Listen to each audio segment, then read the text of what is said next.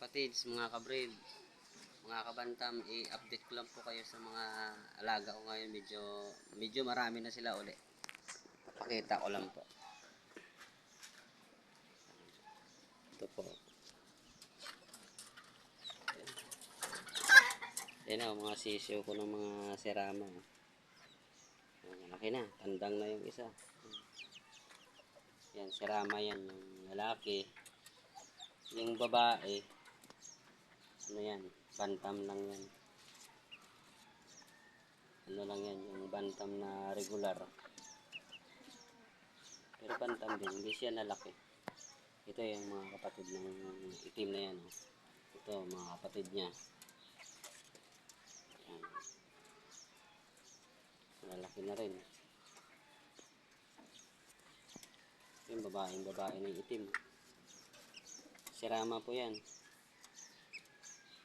Itong isa, regular lang din na bantam yan. OEG bantam po yan. Yung isa na yan, yung medyo dilaw na yan. Pero yung dalawa na yan, itim na yan, saka yung puti. Pure serama po yan. Ito yung nanay, tsaka tatay niya. Ito. Ito ang nanay, tsaka tatay niya. Yan o.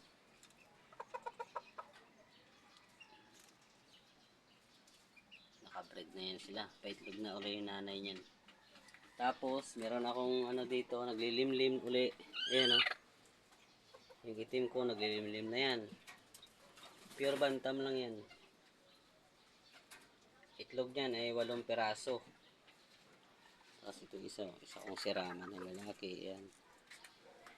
Ito lang kayo. Baka sunod na linggo, siya naman ang ilalagay ko dito. Pagpalit-palitin ko sila. Tapos yan yung puti na ano ko. OEG yan, bantam. Malit lang din yan. Ayun pa isang serama. Tapos meron pa ako ulit nangingitlog dito sa labas. Ay naglilimlim na pala. Ito. Naglilimlim na. Itim din yan. Naglilimlim. Itlog niyan, 8 rin. Tapos meron pa ako nangingitlog dito. Ano, may itlog 3.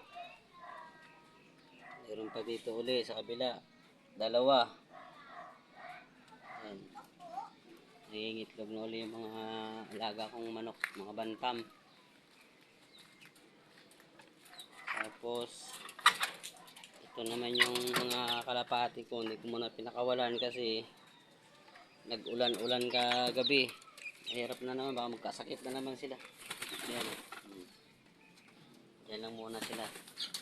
Baka mamayang hapon papakawalan ko na rin yung mga yan para makalipad-lipad sa labas. Ayan. Diyan lang muna sila ulit. Ito pa yung iba oh. Black Tiger.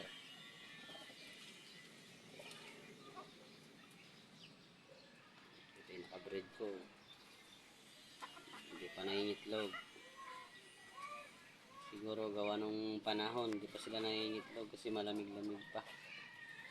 Saka itong isa, ayan, nakabreed na rin yan. Kaso hindi pa rin nangingitlog eh. Nangingitlog din yan. Ito yung isa kong bantam oh. Laging inaaway yan. Inaaway nung iba kaya ayaw lumabas ng kulungan. Dito lang siya lagi. Takot sa iba kong mga bantam. Mga babae matatapang kasi. Ay, mga kalapati ko.